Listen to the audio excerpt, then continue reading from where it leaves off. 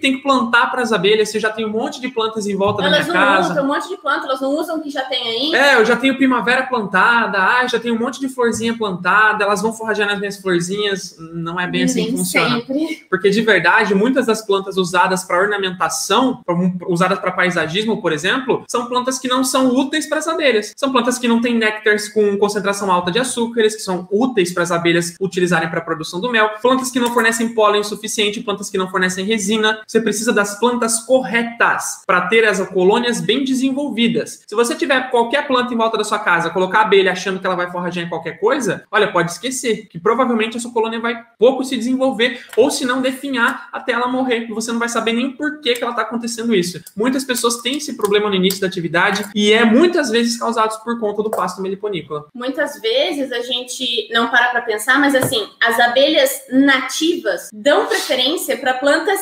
nativas. E cada vez mais as pessoas decidem que vão plantar plantas ornamentais que são exóticas. E às vezes você nem sabe que é exótico. E as abelhas não usam. Você fala, nossa, essa planta aqui é incrível para as abelhas nativas. Sinto muito, ela não vai usar. É exótica, não é nativa. Então a gente tem que dar preferência para as plantas nativas. Existem algumas plantas naturalizadas que estão aqui há tanto tempo que algumas espécies de abelhas mais generalistas já forrageiam, por exemplo, como o manjericão. O manjericão não é daqui. O manjericão não é nativo. Mas um monte de abelhas solitárias e as mais generalistas forrageiam no manjericão. Isso. Porque ele já está aqui há muito tempo. Mas a gente, por exemplo, as melíporas que não são tão adaptadas, elas precisam de pasto nativo. Então a gente tem que dar preferência para essas. Muitas delas são consideradas ervas daninhas. É fácil, já deve ter no seu quintal e na verdade você fica cortando elas e podia estar deixando para suas abelhas. São plantas que oferecem uma quantidade de alimentos e de recursos fantástica. Isso é importante. Nem toda planta que tem néctar tem um néctar útil. E nem toda planta que tem néctar produz pólen ou produz resina. Cada uma é específica para uma coisa. Astrapeia. Nossa, a astrapeia é uma planta incrível porque ela escorre,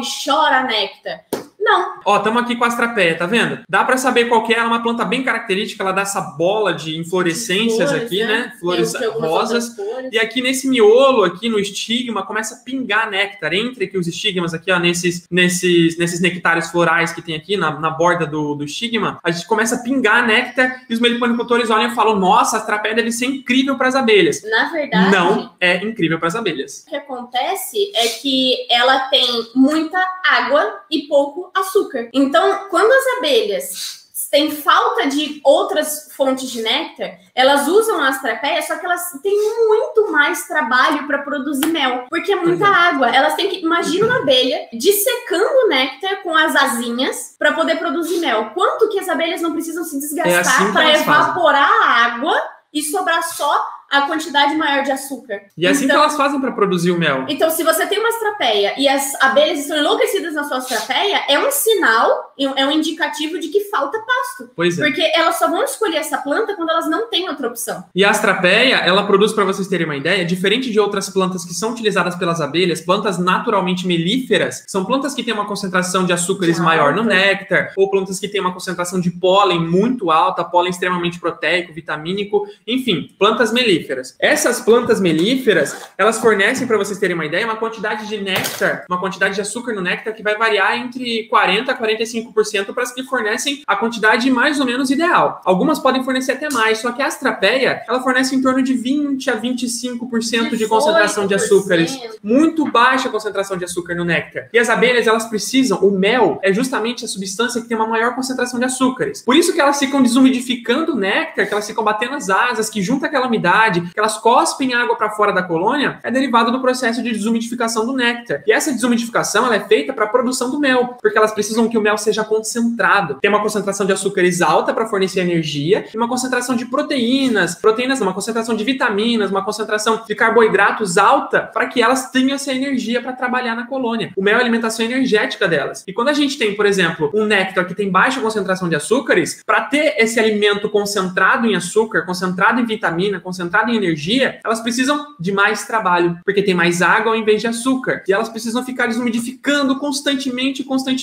até conseguir um mel depois que não tem uma qualidade tão boa. Por isso, se as suas abelhas estão forrageando na astrapeia, quer dizer que em volta da sua região não tem plantas boas para suas abelhas. Isso quer dizer que elas não vão conseguir um desenvolvimento ideal, porque elas vão precisar trabalhar muito mais para conseguir uma quantidade muito menor de mel do que elas teriam com plantas ideais para o desenvolvimento delas. Entendeu agora? É importante saber dessas coisas sobre pasto milipunícola, que as outras pessoas, a gente não encontra essas dicas no YouTube falando sobre pasto milipunícola. É muita pesquisa. Ó, para você São ter uma informações ideia, corretas. que nem esse livro aqui que a gente entregou para alguns dos nossos alunos. Ele mostra algumas espécies de plantas com as suas porcentagens de néctar. Tá vendo aqui, ó? O Vitex, que é essa planta aqui, ó, ele fornece aqui, ó, de 30 a 37% de concentração de açúcares. O guaco aqui, ó, quase 40% de concentração de açúcares. Isso é uma concentração fantástica. Aqui a gente já tem duas plantas muito boas. Ó, a marianeira pode fornecer até 45% de açúcares no seu néctar. A coroa de Cristo até 48%. Essas 4 plantas são plantas que têm uma concentração alta de açúcares no néctar. São plantas boas para plantar para as abelhas, porque elas têm uma concentração alta que vai exigir menos trabalho das abelhas para desmutificar e, consequentemente, produzir o mel. Agora, se você plantar uma astrapeia da vida, se você plantar uma florzinha que você acha que é boa para as abelhas, que pode nem ser útil para forrageio, uma margarida, qualquer planta que você acha que está plantando, que é uma florzinha, que é colorida, que vai ser atrativa, de verdade, você está só se levando por conhecimentos e dicas, né? Conhecimentos que não são úteis, superficiais, você vai acabar não tendo um pasto adequado, e aí, consequentemente, quando você trouxer suas colônias ou quando você capturar suas iscas e trouxer para o seu meliponário, elas não vão ter o quê? O essencial para se desenvolverem. E não é para ficarem matrizes, colônias muito fortes, não, é só desenvolverem.